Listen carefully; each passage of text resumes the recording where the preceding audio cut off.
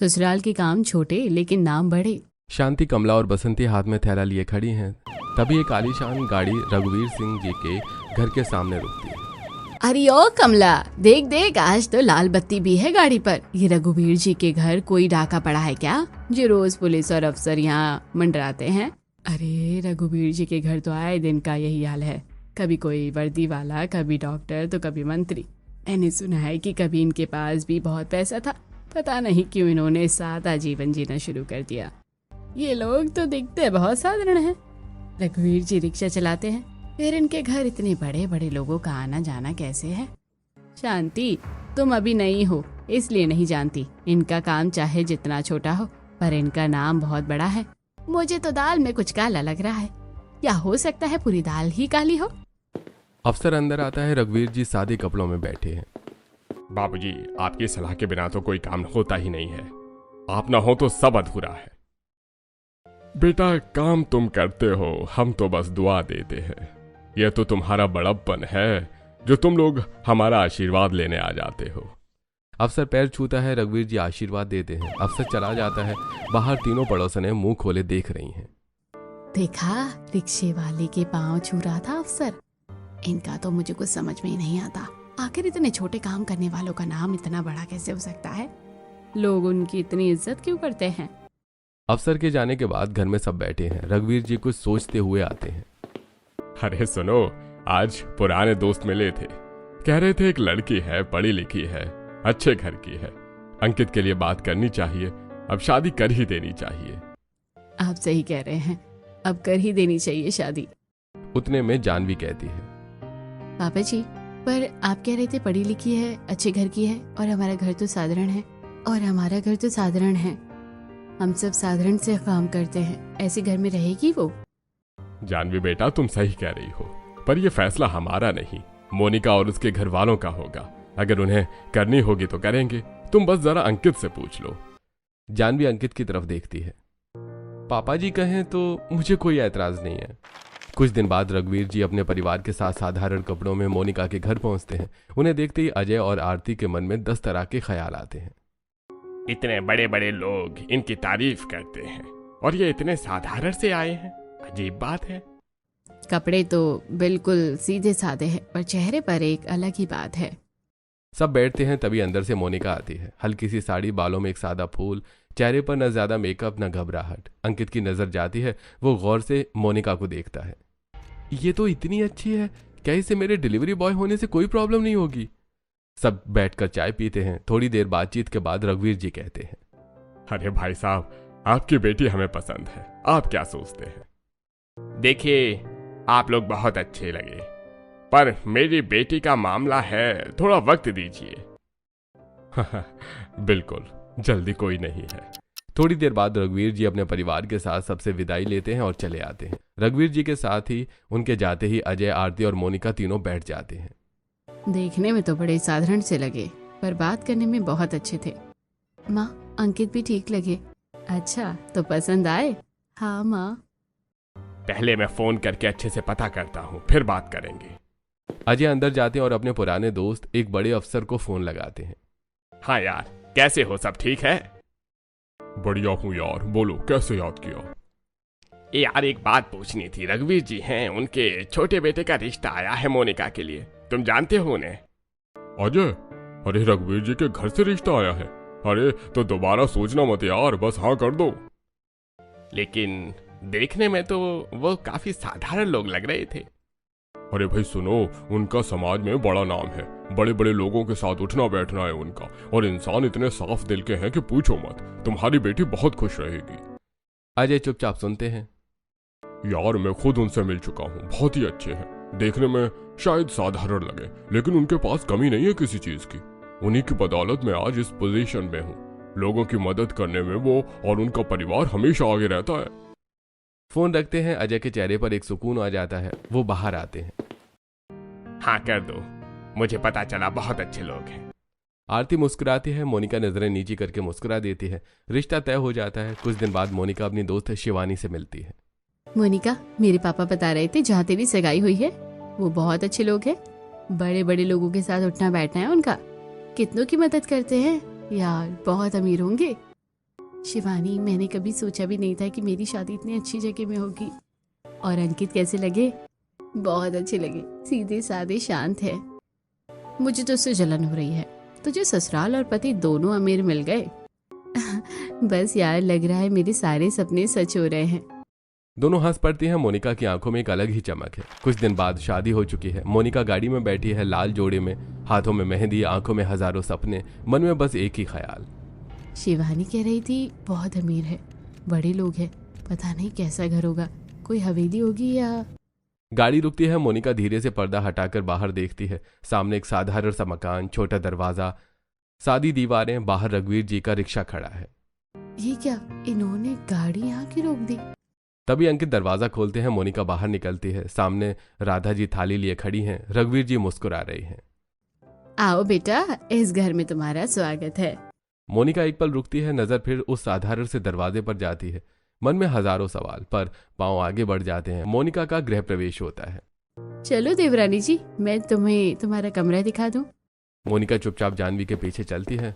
नजरें घर के कोने कोने पर जा रही हैं। साधारण दीवारें, पुराना सामान, छोटे छोटे कमरे। ये रहा तुम्हारा कमरा, पसंद आए तो बोलना। मोनिका अकेली कमरे में खड़ी है, नजर चारों तरफ जाती है। तभी अंकित कमरे में आता है। आपके हाथ में ये थैला कैसा है? अरे हाँ, रास्ते में एक डिलीवरी करनी थी, पड़ोस वाली आंटी का सामान था। डिलीवरी? किस चीज की डिलीवरी? अरे ये मेरी डिलीवरी है, मैं डिलीवरी बॉय हूँ, ऑनलाइन पार्सल डिलीवर करता हूँ। अंदर क्या है मुझे क्या पता। Delivery boy? मेरे पति डिलीवरी बॉय है? एक पल के लिए उसके पैरों तले जमीन खिसक जाती है। अंकित, मेरे साथ धोखा हुआ है। धोखा? क्या मतलब? मैं क्या सोचकर आई थी और ये क्या निकला? इतने बड़े बड़े लोग तारीफ करते हैं तुम्हारे घर की, और सच्चाई ये है। मोनिका, हमने कभी नहीं कहा कि हम बहुत पैसे वाले हैं, कभी नहीं। तो मेरे पापा ने क्या पता किया था ये कि तुम डिलीवरी बॉय हो? उन्होंने हमारे नाम का पता किया, हमारे काम का नहीं। मोनिका के पास जवाब नहीं, खामोशी छा जाती है। मोनिका भारी मन से सो जाती है। अगली सुबह अंकित पहले से उठा हुआ है। मोनिका आंखें खोलती है। अरे मोनिका, उठ गई? नाश्ता तैयार है नीचे। तुम नाश्ता कर लेना, मुझे जल्दी निकलना है, एक पार्सल है, तुरंत डिलीवर करना है। आज भी? अंकित, आज शादी का दूसरा दिन है। मोनिका, किसी ने अपना सामान मंगाया है, वो इंतजार कर रहा है, ये मेरी जिम्मेदारी है, मैं टाइम पर पहुंचाऊंगा। अंकित चला जाता है। मोनिका चुपचाप खड़ी रह जाती है। भारी मन से मोनिका खिड़की के पास आती है। बाहर देखती है, नीचे रघुवीर जी का अपना रिक्शा साफ कर रही है, बड़े प्यार से, बड़े सलीके से। और राजेश अपनी साइकिल पर चाय की केतली लटकाकर निकल रहा है। इतना बड़ा नाम, इतनी इज्जत, लोग इतनी तारीफ करते हैं, और ये सब इतने छोटे छोटे काम करते हैं। क्या मेरे पापा को किसी ने गलत जानकारी दी थी? तभी कमरे में जानवी आती है। अरे मोनिका, चलो नीचे नाश्ता कर लो। मोनिका की तरफ से कोई भी जवाब नहीं आता। फिर जानवी मोनिका के पास जाकर कहती है, देखो, मुझे पता है अभी सब कुछ अजीब लग रहा है, नया घर है, नए लोग हैं, परेशान होना स्वाभाविक है, पर धीरे धीरे सब समझ आ जाएगा, एडजस्ट हो जाओगी। और आज तुम्हारी पहली रसोई भी है। ज्यादा कुछ नहीं, बस गाजर का हलवा बनाना है बच्चों के लिए। बच्चों के लिए? मोहल्ले के बच्चे रोज आते हैं यहाँ, पापा जी को बहुत पसंद है, उनके लिए कुछ ना कुछ बनवाना। मोनिका रसोई में खड़ी होती है, हाथ में कद्दूकस, सामने गाजर। मन में अभी भी सवाल, पर हाथ चलने लगते हैं। हलवे की खुशबू पूरे घर में फैल जाती है। बाहर से बच्चों की आवाजें आती हैं। दादी जी, हलवा हलवा बनाया है क्या आज? अरे आज नई बहू ने बनाया है। बच्चे अंदर आ जाते हैं। मोनिका हलवा परोसती है। बच्चे खुशी से खाते हैं। आज तो हलवा बहुत अच्छा बनाया दादाजी। रघुवीर जी मुस्कुराते हैं। मोनिका अपने ससुराल में कुछ ही पल के लिए, पर पहली बार मुस्कुराई थी। बच्चे हलवा खाकर चले जाते हैं। रघुवीर जी मुस्कुराते हुए रिक्शा उठाते हैं। जाते हुए मोनिका से कहते हैं, बेटा, हलवा बहुत अच्छा बना था। मोनिका देखती रहती है। रघुवीर जी रिक्शा लेकर गली में मुड़ जाते हैं। घर में बस राधा जी, जानवी और मोनिका। रसोई में राधा जी और जानकी टिफिन तैयार कर रही हैं। जानवी एक तरफ पापड़ बेल रही है, दूसरी तरफ अचार की भी तैयारी चल रही है। मोनिका, मैं पापड़ बेल रही हूँ, तुम जरा वो अचार की बरनी उठाकर यहाँ रख दो। अभी नहीं, जानवी अपनी सास से कहती है। माँ जी, छोड़ो, थोड़े दिन में एडजस्ट हो जाएगी। मोनिका गुस्से से अपने कमरे में चली जाती है, दरवाजा बंद करती है और फोन उठाती है। पापा, ये घर कैसा है? ये लोग क्या करते हैं? रिक्शा, साइकिल, पार्सल डिलीवरी, कोई पापड़ बना रहा है तो कोई बच्चों के टिफिन बना रहा है। बेटा, मैंने अच्छे से पता किया था, बहुत अच्छे लोग हैं, तुम एडजस्ट करो, सब ठीक हो जाएगा। एडजस्ट?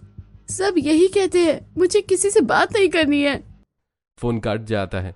थोड़ी देर बाद शिवानी को फोन करती है।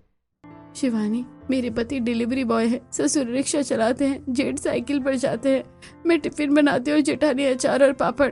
क्या? अरे वाह, तू तो कह रही थी हवेली होगी, और निकला क्या? शिवानी, लेकिन इतने छोटे काम के बाद भी उनका नाम बहुत बड़ा है। अरे यार, नाम बड़ा होने से क्या होता है? तू तो किसी राजा की रानी बनना चाहती थी और बन गई डिलीवरी बॉय की पत्नी। मोनिका फोन रख देती है, तकिए में मुंह छुपा के रोने लगती है। इसी तरह दिन ढलता है। रात को खाना खाते समय सब साथ बैठे हैं। मोनिका चुप है। अरे आज हलवा बहुत अच्छा था बेटा। थैंक यू पापा जी। खाना खत्म होता है। सब अपने अपने कमरे में चले जाते हैं। अगली सुबह रसोई में राधा जी और जानवी पापड़ बेल रही हैं। माँ जी, आज पापड़ सुखाने हैं और अचार भी भेजना है शांति आंटी को। अरे हाँ, उन्होंने मांगा था। तभी दरवाजे पर दस्तक होती है। मोनिका बेटा, देखना, शायद शांति आई है, वो अचार का मर्तबान मांग रही थी, दे देना। मोनिका अचार का मर्तबान लेकर दरवाजे पर जाती है। शांति अकेले खड़ी है। अरे बहू, अकेली हो? अच्छा हुआ, एक बात कहनी थी। जी आंटी। बेटा, तुम बहुत पढ़ी लिखी हो, समझदार हो। बेटा, तुम पढ़ी लिखी हो, समझदार हो, पर ये घर देखो, सुबह से पापड़ अचार टिफिन, यही काम है इनका। इतनी अच्छी लड़की है, और ये घर? फिर वही बात, तुम्हारे माँ बाप ने कहाँ फंसा दिया बेटा? इतने बड़े नाम के पीछे यही निकला, पापड़ और अचार। मोनिका चुपचाप शांति जी की सारी बातें सुन रही थी। आंटी, ये लीजिए। मोनिका दरवाजा बंद करती है, अंदर आती है। राधा जी और जानवी अपने काम में लगी हैं, बेफिक्र, खुश। पहले शिवानी, फिर शांति जी की बातों से मोहिनी का गुस्सा और बढ़ जाता है। पूरा दिन गुस्से में बीत जाता है। रात के समय मोनिका कमरे में अकेली बैठी थी, तभी कमरे में अंकित आता है। अंकित, मुझे समझ नहीं आता, बस नाम नाम नाम, हर तरफ से यही सुन रही हूँ, पर दिखता क्या है? पापड़ अचार, रिक्शा, डिलीवरी। मेरा दम घुट रहा है यहाँ। मोनिका, मत समझाओ मुझे, मैं पढ़ी लिखी हूँ, मैंने कुछ सोचा था अपनी जिंदगी के बारे में। और ये घर? ठीक है, कल मेरे साथ चलो। कहाँ? कल मैं दिखाऊंगा क्यों पापा जी का नाम है, खुद देख लेना। अगली सुबह अंकित मोनिका को साथ लेकर निकलता है। रास्ते में तेज धूप। मोनिका और अंकित एक तरफ खड़े हैं। दूर से रघुवीर जी रिक्शा चलाते हुए आ रहे हैं। तभी रघुवीर जी की नजर सड़क किनारे पड़ती है। एक गर्भवती महिला अकेली पैदल चली जा रही है। धूप में हाथ में थैला। रघुवीर जी उस महिला के पास जाते हैं। बेटा, इस धूप में पैदल कहाँ जाना है? बस पास में ही है। बैठो, मैं छोड़ देता हूँ। नहीं नहीं, पैसे नहीं है मेरे पास। अरे पैसे नहीं लूंगा बेटा, बस बैठो। रघुवीर जी वहीं एक फल वाले से फल खरीदते हैं और उस महिला को दे देते हैं। ये लो बेटा, मेरी तरफ से आशीर्वाद समझना और अपना ख्याल रखना। मोनिका दूर से ये सब देख रही है। एक पल के लिए आंखें रुक जाती हैं। ये रोज होता है। अब चलो मैं तुम्हें राजेश भैया की दुकान भी दिखा लाऊं। थोड़ी दूर आगे राजेश की चाय की दुकान। काफी ग्राहक बैठे हैं। राजेश चाय बना रहा है, सामान दे रहा है। तभी राजेश की नजर दुकान के बाहर जाती है। एक छोटा बच्चा दूर खड़ा है, दुकान को देख रहा है। उसे देखकर ये समझ आ रहा है कि वो भूखा है। राजेश सब काम छोड़कर बाहर निकलता है, बच्चे के पास जाता है। चलो अंदर। भैया, मेरे पास पैसे नहीं है। मुझे पैसे चाहिए भी नहीं, चलो। बच्चे को अंदर बिठाता है, चाय देता है, साथ में नाश्ता रखता है। आराम से खाओ, जल्दी मत करो। बच्चा चुपचाप खाने लगता है। राजेश वापस अपने काम में लग जाता है। मोनिका ये सब दूर से देख रही है, आंखें भर आती हैं। पैसे कम है, पर दिल कितना बड़ा है। अंकित मोनिका के पास आता है, कुछ नहीं बोलता, बस देखता रहता है। यही है ना नाम बड़े होने की वजह? हाँ चलो, अब मैं तुम्हें घर छोड़ देता हूँ, क्योंकि मुझे भी देर हो रही है। ठीक है, चलो। तुम्हें मेरा भी काम तो नहीं देखना? नहीं, तुम्हें तो टाइम पर पार्सल पहुंचाना होता है ना, मेरी वजह से लेट हो जाओगे आप डिलीवरी बॉय। अंकित मोनिका को घर वापस छोड़कर अपने काम पर चला जाता है। अगले दिन घर के बाहर पड़ोस में कुछ मजदूर काम कर रहे हैं। तेज धूप है। राधा जी रसोई में एक्स्ट्रा टिफिन बना रही हैं। जानवी बेटा, 4 टिफिन और बना, बाहर मजदूर है, दोपहर में खाना कहाँ से लाएंगे बेचारे। जी माँ जी। जानवी और राधा जी मिलकर टिफिन तैयार करती हैं। मोनिका दरवाजे से चुपचाप देख रही है। राधा जी खुद टिफिन लेकर बाहर आती हैं। मजदूर हाथ जोड़ते हैं। माँ जी, ऊपर वाला आपका भला करे। अरे ये तो हर इंसान का फर्ज होता है कि दूसरे इंसान की मदद करे। मोनिका दरवाजे से ये सब देख रही हैं। ये रोज करती है, बिना किसी से कहे, बिना कुछ मांगे। मोनिका उस रात सोचते सोचते सो जाती है। अगले दिन शाम को दरवाजे पर एक बुजुर्ग औरत आती है, हाथ में खाली थैला। बहन, थोड़ा पापड़ मिलेगा, घर में मेहमान आए हैं अचानक। राधा जी बिना एक पल रुके पापड़ का पूरा बंडल और जानवी अचार की बरनी उठा लेती है। लो बहन, और ये अचार भी ले लो। अरे इतना, मेहमान आए हैं तो अच्छे से खिलाओ। बुजुर्ग औरत दुआएं देते हुए चली जाती है। मोनिका रसोई के दरवाजे से यह सब देख रही है। कल मजदूरों को खाना, आज इन्हें पापड़ अचार। ये लोग कभी कुछ नहीं कहते। मोनिका उस रात फिर सोचते सोचते सो जाती है। अगली सुबह रघुवीर जी रिक्शा लेकर निकलने वाले हैं, तभी एक आदमी भागता हुआ आता है। अरे रघुवीर भैया, अरे बच्चे की तबीयत खराब है, दवाई के पैसे नहीं है। रघुवीर जी बिना एक पल सोचे जेब से पैसे निकाल देते हैं। ये लो पैसे, और टाइम पर बच्चे को अस्पताल लेकर जाओ। हाँ भैया, लौटा दूंगा आपको। अरे कोई जरूरत नहीं है, बच्चा ठीक हो जाए बस। मोनिका खिड़की से यह सब देख रही है।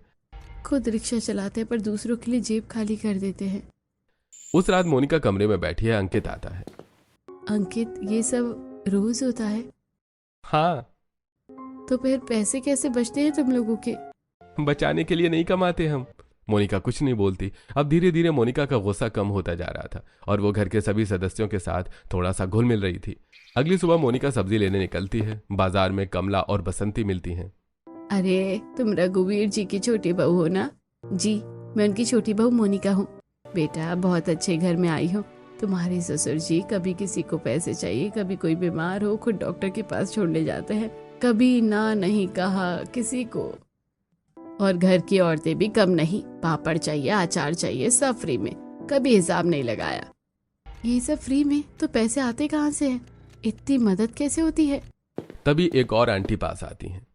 बेटा, सुना है कभी इनके पास बहुत पैसा था, पर इन्होंने खुद सादा जीवन जीना शुरू कर दिया।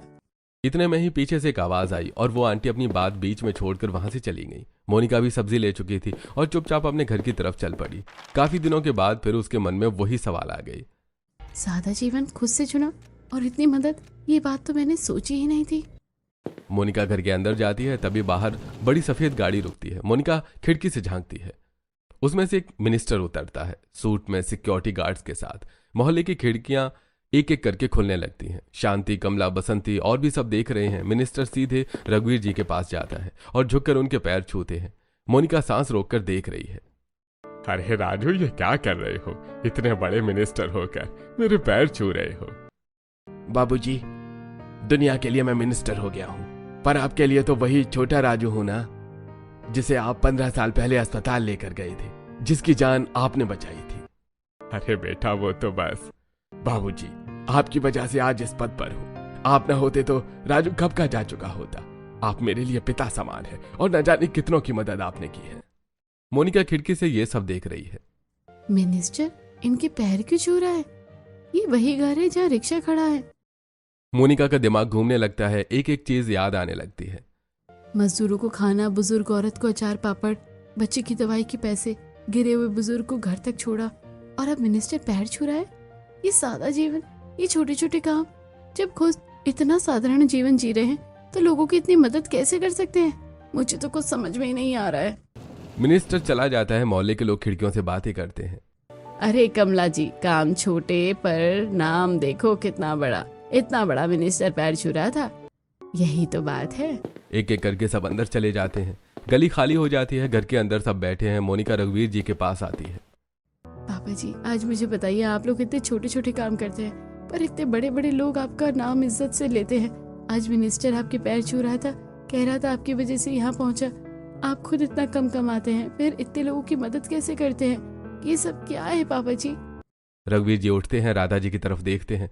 राधा जी बिना कुछ कहे उठते हैं और कमरे के कोने में रखी पुरानी अलमारी खोलती हैं। अलमारी में पुराने कागजात, तस्वीरें। राधा जी एक एक चीज निकालती हैं।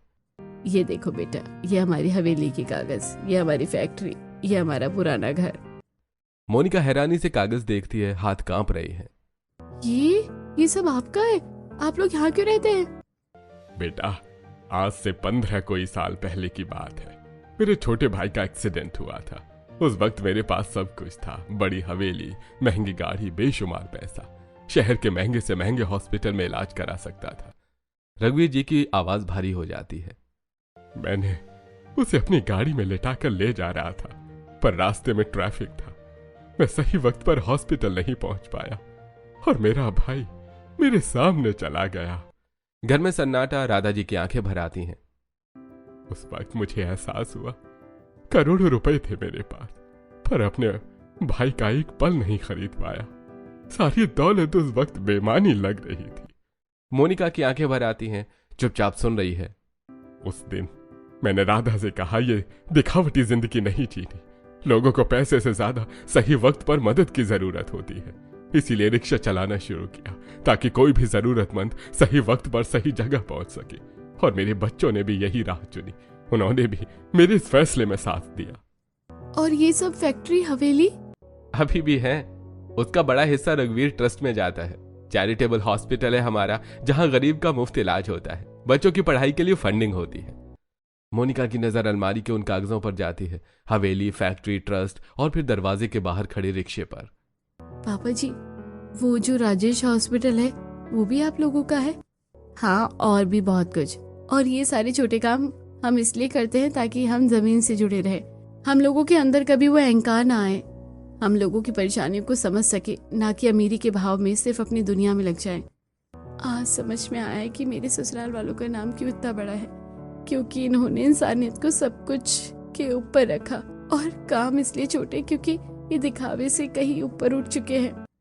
मोनिका रुकती है, एक पल खुद को संभालती है और फिर सबसे माफी मांगती है। पापा जी, माँ जी, मुझे अपनी सारी हरकतों पर अफसोस हो रहा है। शुरू से ही मैं आप लोगों को गलत समझती रही, हमेशा यही कहती कि मेरे साथ धोखा हुआ है। जेठानी ने मदद मांगी तो मुंह फेर लिया, इस घर को छोटा समझा, पर असल में मेरी सोच छोटी थी। मुझे माफ कर दीजिए। बेटा, जो देखा तुमने वही समझा, तुम्हारी गलती नहीं है। तुम्हारी जगह कोई भी होता तो उसे भी यही लगता। कुछ हफ्ते बाद सुबह की रसोई, मोनिका, राधा जी और जानवी तीनों मिलकर पापड़ बेल रही हैं। हंसी मजाक चल रहा है।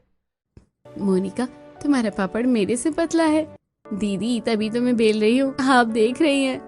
राधा जी खुश होकर दोनों को देखती हैं। दरवाजे की घंटी बजी। राधा जी ने दरवाजा खोला। शांति आती है।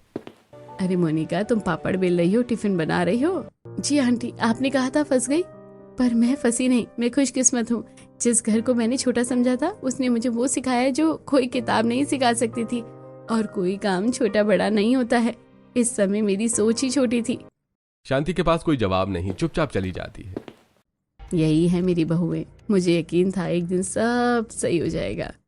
कुछ दिन बाद राधा जी, जानवी और मोनिका तीनों बाजार निकलती हैं। हंसते बोलते चल रही हैं। तभी भीड़ में हलचल, लोग एक तरफ देखने लगते हैं। तीनों रुकती हैं। ये भीड़ क्यों? चलो देखते हैं। तीनों आगे बढ़ती हैं। देखती हैं रघुवीर जी रिक्शा लिए खड़े हैं। सामने एक लड़का बदतमीजी से बात कर रहा है। ए बड्डे, मुझे वहां जाना है, चल जल्दी, क्या देख रहे हैं? बेटा, ऐसे बात करते हैं? मुझे मत सिखा, तू और तेरा ये टूटा रिक्शा दोनों खटारा हो गए हो। मोनिका ने देखा ये उनके पिताजी हैं। एक पल रुकी, फिर सीधे आगे बढ़ गई। तुम्हारी हिम्मत कैसे हुई इनसे ऐसे बात करने की? तू कौन है बीच में बोलने वाली है? मैं इनकी बहू हूँ। और ये जो खटारा रिक्शा तुमने कहा ना, इसने कितनी जानें बचाई हैं, तुम सोच भी नहीं सकते। यह आदमी जितना कमाता है उसका आधा दूसरों पर लगा देता है। जिस अस्पताल में तुम्हारे जैसे लोग मुफ्त इलाज करवाते हैं वो इन्हीं की वजह से चलता है। भीड़ चुप है। उस बदतमीज लड़के की अकड़ भी अब धीरे धीरे कम हो रही थी।